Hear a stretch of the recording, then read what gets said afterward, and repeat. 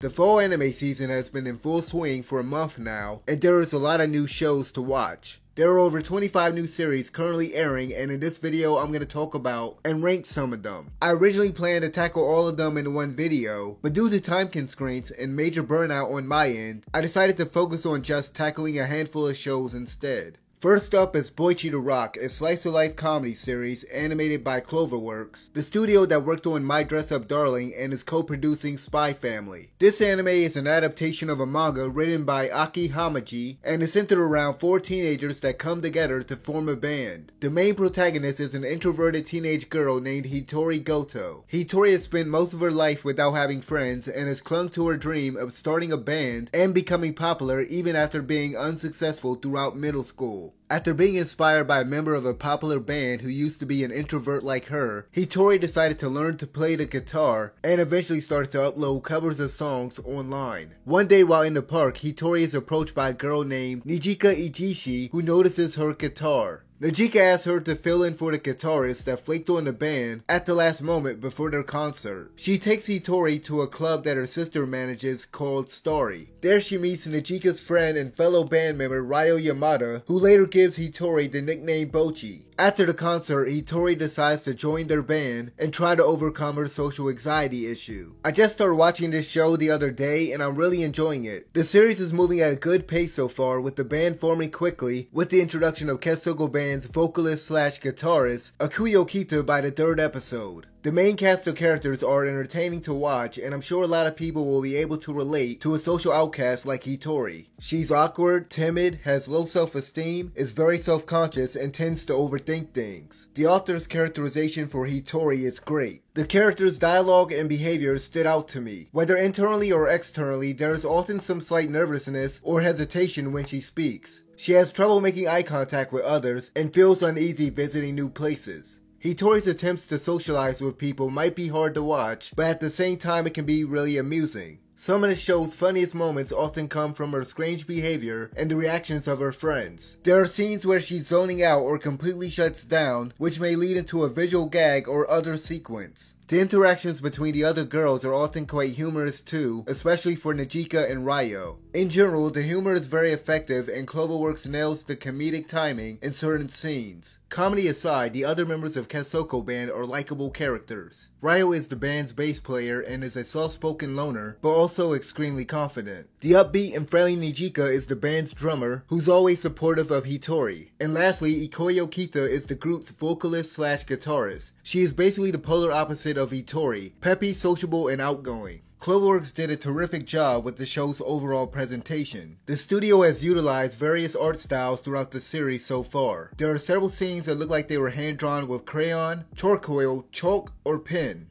A few sequences in episode 4 look like they could have been drawn using something like Paint or Photoshop. There is one particular scene in episode 3 where Hitori's classmates are depicted as cutout figures. The studio always keeps things visually engaging and employs different perspectives to good effect in a couple scenes. One example of this would be the fisheye perspective used near the end of the premiere. Besides that, the art and animation are solid and doesn't look bad against the backgrounds. The environments are high quality, with many areas, such as the club interior, having a realistic appearance. It would be neglectful of me not to mention the show's soundtrack, given that music is a major aspect of this anime. Although I don't think it holds a candle to Wonder Egg Priority's OST, it does feature quite a few good songs. There are a couple scenes where Hitori starts playing the guitar and singing a song that she made up. One of those songs, Double Dark Past, sounded great. The opening theme, Seisuyun Complex, is the best song I've heard so far. Overall, Bocchi the Rock is shaping up to be a must-watch anime for fans of the genre. I would definitely recommend giving this show a shot. Based on the 4 episodes I've seen so far, I'd place this at A tier. The next anime I'm about to talk about comes to us from EMT Squared, the studio behind I'm Quitting Heroing and Assassin's Pride. Beast Tamer is a fantasy series based on a light novel by Suzu Miyama. The show follows the life of Rain Shroud, a beast tamer that is kicked out of the hero's party because the group thinks he's useless and a burden. Soon after, Rain decides to become an adventurer and must pass a trial assigned by the guild.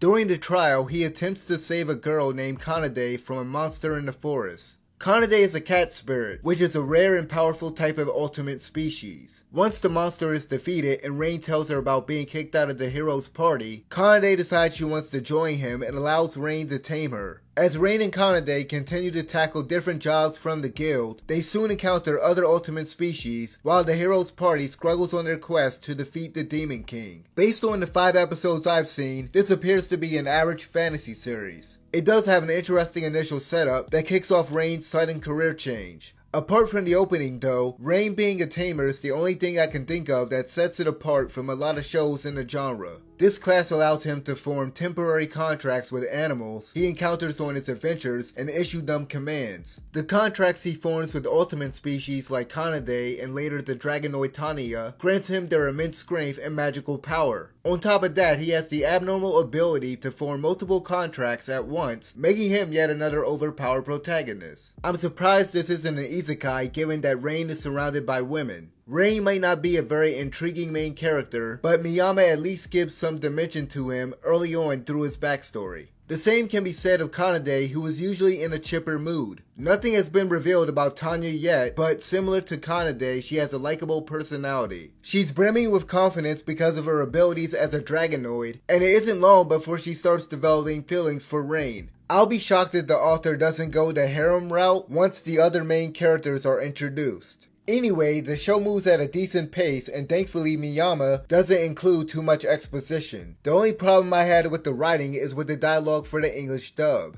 If you decide to check out this anime, I strongly recommend watching the subtitled version. The voice acting in the English dub is serviceable, although the dialogue can be a little grating at times. Kande's lines are often based around the fact that she's a cat spirit. Her cutesy cat-themed dialogue is annoying and it made me dislike the character a little at first. In general, the dialogue and voice acting is a lot better in the Japanese dub. The dialogue in the English version is written in a way that made me question whether this was supposed to be targeted towards young children. Dialogue aside, the weakest aspects of the show is its action scenes and animation. Most of the action scenes are forgettable and there is a general lack of creativity or flair to their execution. Many fight scenes consist of multiple brief segments where the animation is limited and depending on what's happening, the camera might be scrolling in one direction or something to that effect. The studio usually does this in moments where a character is charging in the process of attacking, or is getting hit. Besides these brief sequences, the animation is just decent. Rain and Kande's fight against Tanya in episode 3 is the best action sequence so far, but that's not saying much. There are certain moments during the fight where the animation and art is a step above what we're normally given. Outside of the action scenes, there are very short moments where the animation was smooth. I hate to say it, but as of right now, Beast Tamer is quite unremarkable compared to other fantasy series out there. There is nothing that really stood out to me about this anime. While I thought this was more entertaining than the studio's most recent work, I can't justify putting this higher than D tier. Next up is the erotic harem comedy series, Immortal Guild, from the animation studio that produced Redo of a Healer. This anime is an adaptation of a manga written by Taichi Kawazo. The show is about a monster hunter named Kikaru Madan who wants to quit his job and attend college.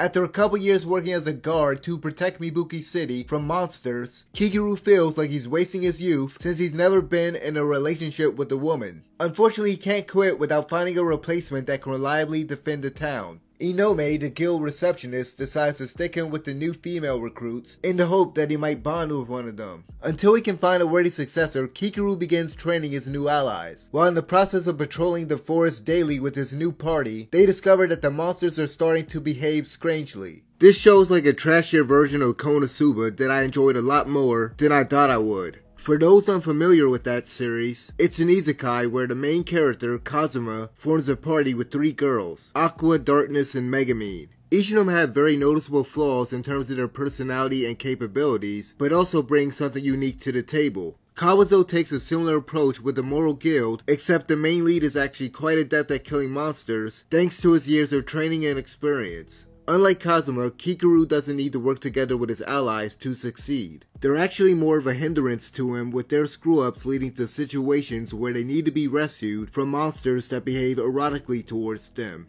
Kikaru's party currently consists of 5 guards from different classes. The first recruit Inome sends his way is a beast human named Hitomu Kian. Hitomu, who commonly goes by Hitomuki, is a martial artist who's only good at detecting nearby monsters. She's a lively girl with a lot of stamina that is friendly and very considerate of others. Unfortunately, she's also clumsy, impulsive, and really stupid. Hitomuki is basically a much worse version of Aqua. The second newbie to join Kikaru's party is a white sorcerer named Medina Angers. She's the youngest member of the group and is apparently a genius.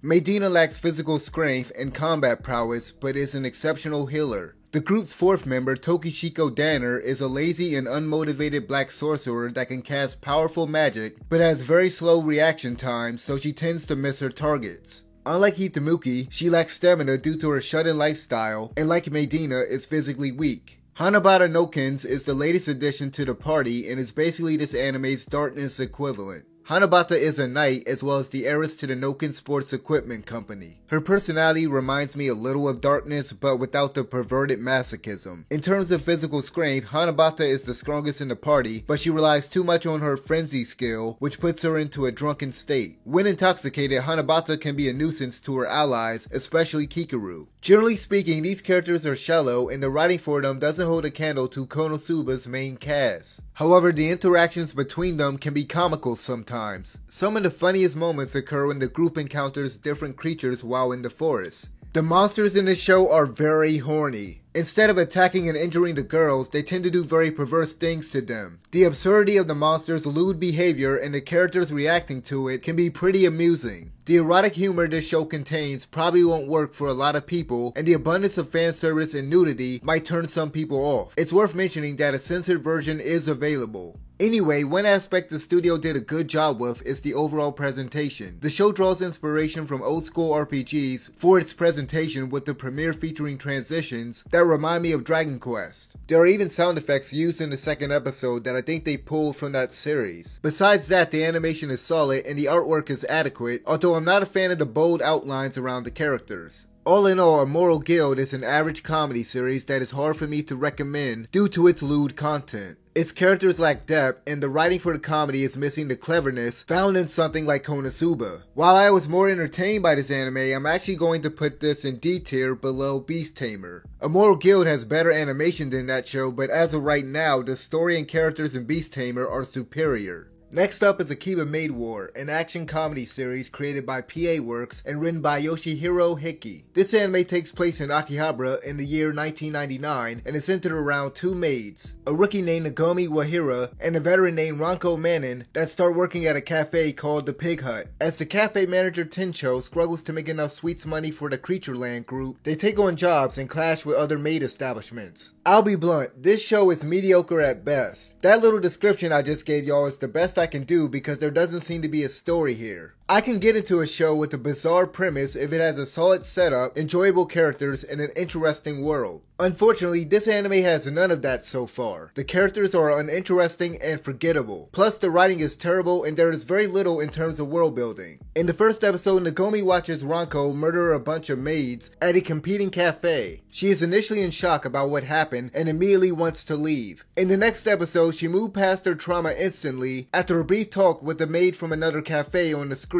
This isn't something that should be brushed off after having a short chat with a stranger on the street. Hiki not only failed to make me care about these characters, but his attempts at comedy fall flat every time. Perhaps this show's type of dark humor will resonate with some people, but absolutely nothing worked for me. I wish the comedy was better because it would have made this series more tolerable for me. To be honest, I wanted to drop this show about 7 minutes into the third episode. Episodes 2 and 3 were very boring to me. To be fair, there is an attempt to have tension during the poker game scene in the second episode, but I just don't care about the fate of these characters.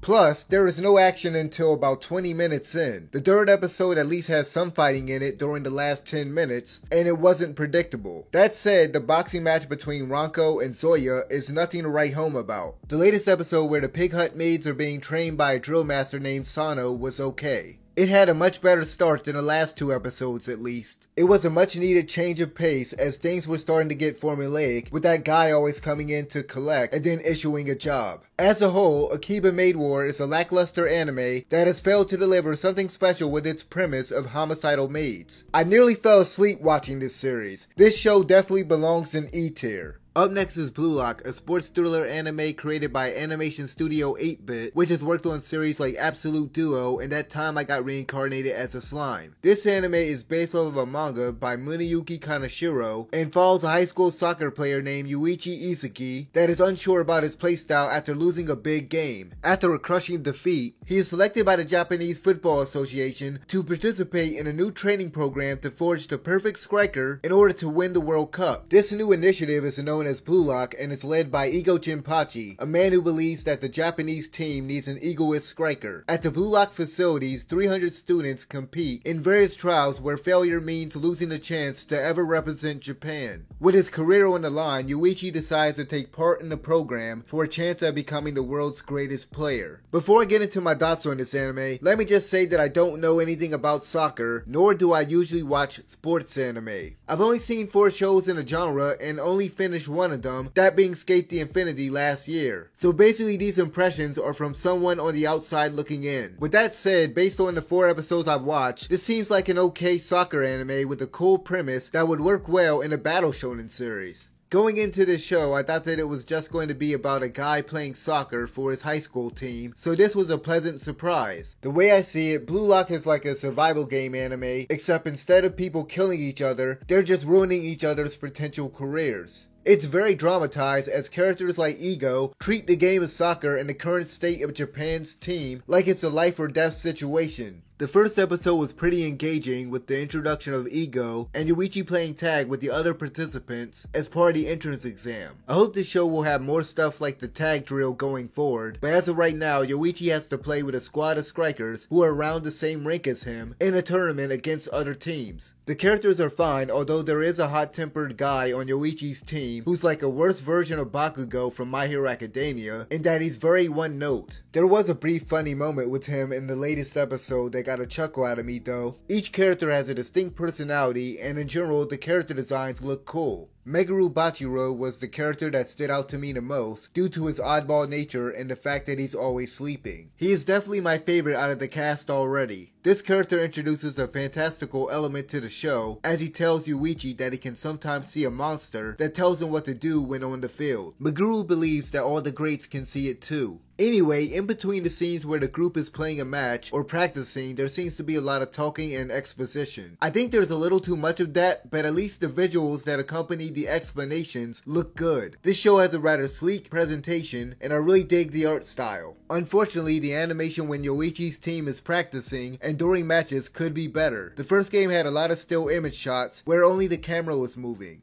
The second match had a lot more 2D animation, but there was also a lot of noticeable ugly CG in multiple scenes. 8-Bit utilizes CG for multiple things like the soccer ball, the monster, and sometimes even players in certain scenes. I can understand why they might want to use CG when they have to show a bunch of characters on the field moving at the same time. However, there are scenes where they use it that I don't think they really need to, and it can look awful. It's a shame that the studio doesn't utilize the camera more often because the times that they do really elevate the show. It would definitely help since the animation isn't impressive. I think the suspense and drama is present with what Kaneshiro wrote, but the execution by 8-Bit could be better. Overall, Blue Lock has a cool concept, but it's hard for me to recommend it right now, especially for fans of the genre that have likely seen anime with better quality soccer matches. Regardless, I'm going to place this show at C tier for a couple reasons. The first of which being that apart from the subpar animation and CG usage, Blue Lock's overall presentation is better than the shows in the lower tiers. It's also got what I believe to be a unique premise that distinguishes itself far more than Beast Tamer does for the fantasy genre. Next up is More Than a Married Couple But Not Lovers, a romantic comedy series from Studio Mother based on a manga by Yuki Kanemaru. This series is centered around 2 high school students, Jiro Yakuin and Akari Watanabe, that are forced to live together as part of a mandatory couple practical course. Jiro and Akari can't stand each other and would much prefer to be paired up with their crushes, Minami Tenjin and Shiori Sakurazaka, who are now partners. During the couple practical, each couple's behavior at their assigned dorm is monitored, and they can gain or lose points based on how they treat one another. At the end of each month, those ranked within the top 10 have the opportunity to switch partners. Jiro and Akari must get along to make it to rank A so that they can be with the one they're interested in. As they begin living together and try to make the mock marriage work, it's not long before they start to fall for each other. This is a very delightful rom-com with a unique concept that has the two leads in a scenario where they were bound to grow closer to one another. Things develop between Jiro and Akari naturally as they play the role of husband and wife to achieve their goal. Their relationship doesn't seem rushed, and despite their budding infatuation for their partner, they still have a lingering desire to be with their crushes. Jiro still longs to be with his childhood friend Shiori, but begins to notice how attractive Akari is, and starts to enjoy his time with her. Likewise, Akari at one point can't keep her mind off of him, yet still yearns for Tenjin's attention. Watching these characters interact at their dorm is entertaining, with Akari usually bossing him around and teasing Jiro about his lack of experience around girls. At the same time, there are moments where she wants to be comforted by him. Kanemaru has written some great romantic scenes, with things occurring organically as the characters spend time together. Something else I thought the author handles well is the comedy. Jiro often has some funny reactions to Akari's behavior, and the show contains several amusing visual gags. Kanemaru often uses Jiro's friend Kamo Sadaharu for brief sight gags that sometimes didn't work for me. However, there is one in episode 4 involving this character that was pretty funny, and it featured a fun reference to an anime that I won't spoil. Comedy aside, Studio Mother has done excellent work on the overall presentation of the show. I love the art style and the dithering effect that they seem to be using during certain shots to add some texture to the backgrounds. This show looks so good when there is a lot of shadow cast on top of the characters. On top of that, the artwork is solid, and I was impressed by how smooth the animation was in many scenes. Beyond that, there are times when the studio switches to a first-person perspective or moves the camera in a way that slightly improves the scene. I honestly don't have anything negative to say about this show. It's worth mentioning that it contains some fan service and can be a little horny, but it's not excessive like My Dress Up Darling. Overall, More Than a Married Couple But Not Lovers is a remarkable rom-com series that is worth checking out if you're into this genre. I suggest watching the English dub as the voice acting and dialogue are terrific. Anyway, I'm going to put this at the bottom of A tier because I think Bocchi has more fleshed out characters and seems to have a higher production. The next anime I'm about to talk about is an original action series from Troika, the studio that made Recreators. Shinobi no Itoki is centered around the life of Itoki Sakuraba, a teenager that learns that he's the next successor of the secret Iga ninja clan after shinobi from a rival village attempt to kill him. The Koga village want revenge against the Iga for the death of their beloved chief Kishin Maru, and are now targeting Itoki since he's Iga's future leader. His mother and current chief of the Iga village, Yumika Sakuraba, sends him to Kokoten Ninja Academy so that he can become a proper ninja. As Itoki starts attending the academy alongside his friend and member of the Iga clan Kosetsu, an investigation into Kishin Maru's death begins, and war between the rival villages seems inevitable. While I don't think this show's as intriguing as the studio's last original work, I believe it's off to a decent start. The premise of a secret ninja society existing in modern times, unbeknownst to ordinary people, is a cool concept, and the story is interesting so far. Series writer Minato Takano establishes several mysteries early on, and the writing isn't too bad. So far I've noticed maybe one minor plot hole in episode 5. There is an adequate amount of world building with stuff like the introduction of the National Ninjutsu Security Measures Committee, or NSC, which exists to prevent conflict between the villages. In regards to the characters, most of them are fleshed out, but the protagonist is pretty weak and is not as interesting as the other characters. Itoki has done nothing but fail at almost everything and get his butt kicked by everyone. If it wasn't for Kosetsu and his other friends helping him out, he would have probably been expelled or maybe even dead at this point in the story. Itoki is so incompetent at everything he tries to do upon entering the academy, despite his mother preparing him physically by having him enrolled in various activities during middle school. Itoki is new to the whole shinobi thing, so it makes sense that he would struggle at first when using the high-tech ninja tools and ninja suit. With that said, at some point he should get the hang of things and be able to do something besides getting beat up. As of right now, his only redeeming quality is his altruistic nature. Besides that, there is nothing fascinating about Itoki in terms of the way he thinks or a goal he's striving for. The rest of the cast isn't super compelling or anything, but as I said before, there's some depth to them and they're generally likable. One of the best characters so far is a Koga clan student named Suzaku Ban. Takano must be a fan of Naruto because he basically jacked Pain's whole thing of achieving peace through suffering and loss with Suzaku. There is also a Naruto reference in the second episode with Hitoki asking about fire and water style jutsu. Anyway, the last thing about this series I need to talk about is the overall presentation. This show isn't exactly action-packed, as most of the fight scenes usually occur about halfway through an episode. The art and animation is pretty average, with the often brief action scenes featuring very simple but fast fight choreography. Troika doesn't do any fancy camera work, but at least they use CG sparingly throughout the series. All things considered, Shinobi no Otoki is an okay series that has an interesting story and adequate side characters, but the protagonist sucks and the action scenes aren't very impressive. That being said, I think this show belongs in C tier, above Blue Lock. Next up is The Eminence in Shadow, an adaptation of a light novel written by Daisuke Aizawa and animated by Nexus, the studio that produced Doran's Game. This isekai series is focused on Minoru Kagano, a guy who's always dreamed of becoming a powerful figure that operates in the shadows. After spending his whole life training and honing various skills in pursuit of his goal, Minoru is hit by a truck and killed. For some unknown reason, he's reborn in a fantasy world as Sid Kagano, the son of a poor baron. With the power of magic now at his disposal, he lives out his dream under the alias Shadow and creates a fake underground organization called Shadow Garden for the purposes of fighting a made-up cult. Unbeknownst to Sid, the cult actually exists and are trying to resurrect a demon known as Diablos. While the members of his fabricated organization work vigorously to increase their numbers and investigate the cult of Diablos, Sid does his best to blend into the background as a mob character, concealing his true strength from his friends and classmates at Midgar Academy. This show is a breath of fresh air in a genre that can sometimes seem devoid of any creativity. While the show does contain some common tropes, its unique premise and oblivious 8th grader syndrome protagonist distinguishes it from its contemporaries. Sid is constantly putting on an act around everyone, including the members of Shadow Garden, which he thinks is just playing along with him. This misunderstanding, along with his ignorance about the cult, often leads to some funny moments. The humor can often stem from his internal dialogue in reaction to his subordinates and certain situations, as well as his ad-libbing. In terms of tone, this anime can be very dark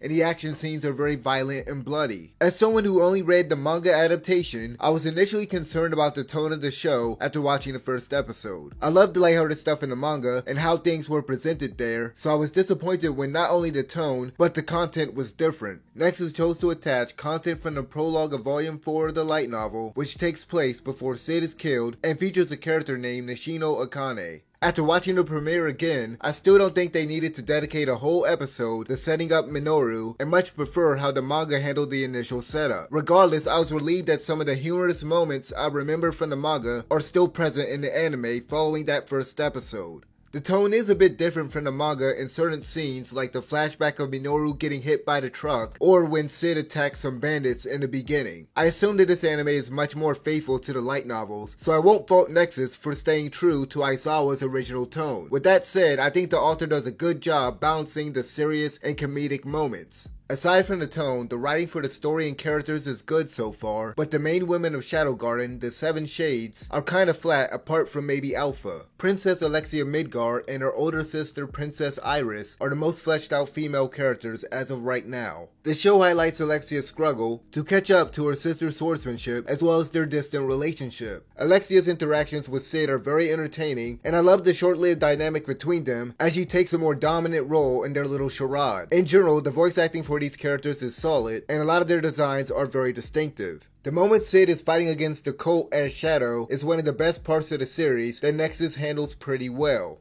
It's during these encounters against the cult where the character is at his coolest, and Sid showcases how powerful he truly is. There have been some exciting action scenes so far, and the animation for the most part is solid. However, there are scenes throughout the show where maybe the animation could be smoother and can use a few more frames. All in all, The Eminence in Shadow has been great so far, and I highly recommend checking this anime out. In regards to this show's placement on the tier list, I think it belongs at B tier. One reason I wouldn't place it at A tier is due to the animation and overall production not being at the same caliber as the shows in that tier. One could argue that the writing isn't as good too, since this show has relied on a couple minor plot conveniences in one situation early on. The final series I'm about to talk about is shaping up to be one of the best action shows of 2022. Chainsaw Man is an adaptation of a manga by Tatsuki Fujimoto and is animated by MAPPA, the same studio that worked on Jujutsu Kaisen. The series is centered on the life of a poor teenage boy named Denji that worked as a devil hunter for the Yakuza to pay off his dead father's debt with his pet devil dog Pochita. After Denji is betrayed by the Yakuza and killed, Pochita forms a new contract with him to replace his heart in exchange for Denji showing it his dreams. Once his body is restored thanks to Pochita, Denji gains the ability to transform into the titular Chainsaw Man. Using this new form, he kills the Yakuza and the zombie devil controlling them. Shortly afterwards, Denji meets Makima, a woman working as a public safety devil hunter, and decides to join her after she gives him an ultimatum. Denji is forced to work as part of a special public safety division unit alongside the impulsive blood devil Power and the always serious Aki. This show has been amazing so far, and MAPPA has done a magnificent job bringing the world of Chainsaw Man to life. As I've stated before in previous videos, this series has a really good setup, and Denji is such a unique protagonist that you'll want to root for given his situation in the beginning. He appreciates the little things due to his poor background, and unlike a lot of shonen protagonists, Denji isn't very ambitious. Beyond that, other characters like Aki, Himeno, and Power are endearing due to their distinct personalities and are fleshed out through various flashbacks. Moreover, these characters are just a joy to watch, and Fujimoto nails a lot of the comedic moments that arise when they're not on the job.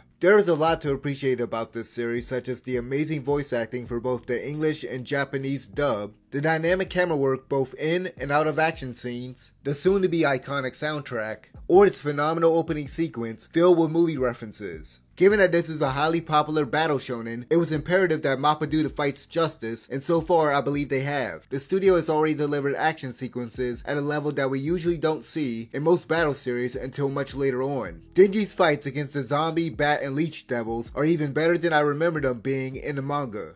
MAPPA has elevated these fights through their masterful use of the camera and amazingly smooth animation. There is a great sense of scale in these battles, and the storyboarding is excellent. The biggest gripe most people will probably have is with how they chose to handle Denji's chainsaw form. I'll admit I was one of those people that thought CG was being used for the character during certain scenes. Turns out that some of it was actually hand-drawn 2D animation, but it's made to look like CGI. The artist's intention was to make it look more realistic. Unfortunately, there are certain moments where it stands out and doesn't look good. I'm sure there are people like me that would have preferred standard 2D animation, but there have been worse things done in CG. Regardless, the studio deserves praise for what they've accomplished already, and I'm sure at least one action sequence from this show will be nominated at the Crunchyroll Awards. As it stands, Chainsaw Man is an incredible adaptation that is a must-watch for fans of shows like Demon Slayer or Jujutsu Kaisen. There isn't another anime on this list with writing, animation, and production on the same level as this series. So it's a no-brainer that this anime belongs in A tier above Bocchi the Rock. And there you have it, 9 shows from the fall season ranked. What do you think about these anime, and how would you rank them? If you enjoyed this video, please hit the like button, and as always, thank you guys for watching. I'm out of here. Peace.